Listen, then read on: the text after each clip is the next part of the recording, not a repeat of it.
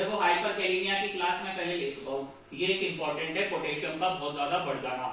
अब उस क्लास में भी मैंने पूछा था पोटेशियम बढ़ने के कारण क्या होते हैं, पोटेशियम जो बढ़ता है उसके कारण क्या है बताओ। सीआरएफ में बढ़ जाता है क्योंकि किडनी पोटेशियम को बाहर नहीं फेंक पाती, पर सीआरएफ में और भी काफी सारी चीजें बढ़ जाती है, जैसे फॉस्फेट है वो भी बूस्ट हो जाता है, यूरिया है, यूरिक एसिड है, क्योंकि किडनी को वॉश आउट करती है, जो टॉक्सिन्स जहर है किडनी उसको वॉश आउट करती है। एक तो ये हो गया पोटेशियम बढ़ने का कारण। दूसरा और किस कारण से पोटेशियम बढ़ता है? नहीं, पोटेशियम बाहर से ले लो, कोई एक्स्ट्रा पिसोल सिरप वगैरह आते हैं, पोटेशियम इंजेक्शन आते हैं, तो ड्रग्स के थ्रू बढ़ा सकते हो। और क्या कारण है पोटेशियम बढ़ने का? हाइपरकैलेमिया के और क्या कॉज हो सकते हैं?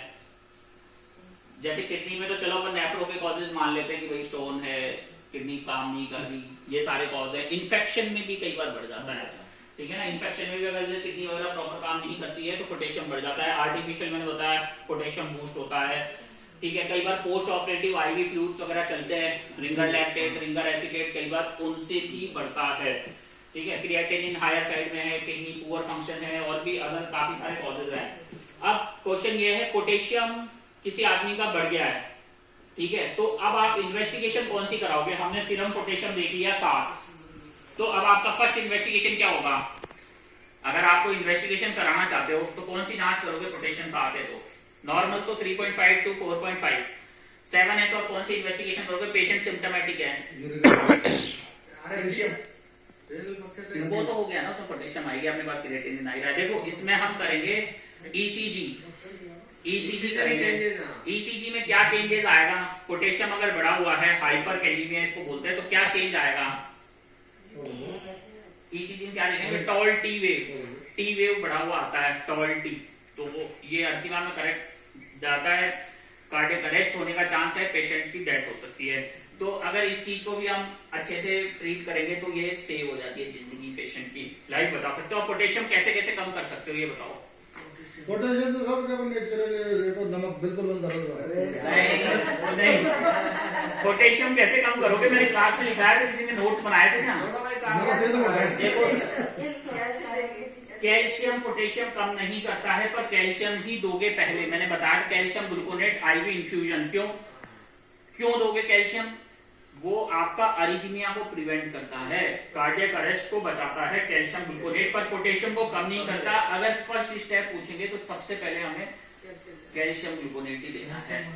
कैल्शियम ग्लूकोनेट क्यों देना है? क्योंकि वो उसकी जिंदगी बचाएगा। पोटेशियम कम करना भी ज्यादा जरूरी नहीं है, उसकी लाइफ सेव करना ज्यादा जरूरी है। तो गिव फर्स्ट कैल्शियम ग्लूकोनेट, ठीक है।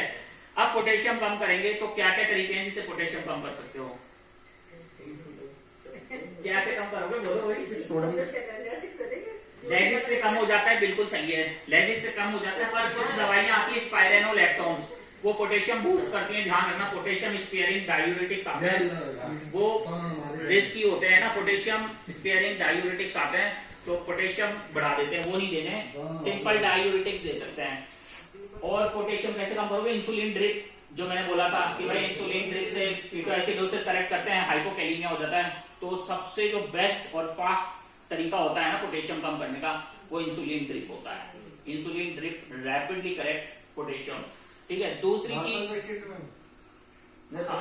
पोटेशियम अगर बढ़ा हुआ है तो फिर आप हाँ नॉर्मल में भी दे सकते हो, डायबिटिक में भी दे सकते हो, नॉन डायबिटिक में भी देना है कम करने के लिए। यही गोल्ड स्टैंडर्ड है ना, D5 वगैरह के साथ मिक्स करके दे सकते हैं। दूसरी चीज नेबुलाइजेशन, क्या ग्लूकोज के साथ देंगे ना हम, D5 में मिक्स करके देंगे 100 ml के साथ, है ना, D5 के साथ देंगे इंसुलिन टाइट्रेट करके, तो पोटेशियम भी कम होगा, ग्लूकोज मेंटेन रहेगा। दूसरा नेबुलाइजेशन भी कराते हैं, साल्बुटामोल वगैरह का नेबुलाइज कराते हैं, ये भी पोटेशियम कम करता है, ठीक है। सोडा बाइकार्ब ब्लड यूरिया भी कम करता है आपका, ठीक है, और पोटेशियम भी कम करता है। उसके अलावा कुछ एनीमा वगैरह आता है, एनीमा लगवाते हैं पोटेशियम कम करने का। तो ये सारी चीजें हैं। उसके अलावा उसको डाइट बताओ, डाइट में अगर जैसे लॉन्ग टर्म के लिए कि पोटेशियम नहीं बढ़े, फ्रूट्स वगैरह ये सब नहीं लेना है, पोटेशियम कम वाली डाइट होती है। लीचिंग एक तरीका होता है, लीचिंग किसी ने नाम सुना है? लीचिंग टेक्निक, 20 मिनट सब्जियों को उसमें डाल देंगे गर्म पानी में, फिर उसको छान के पका के खाएंगे तो पोटेशियम एलिमिनेट हो जाता है। ये तरीका है। लास्ट में थैंक यू। और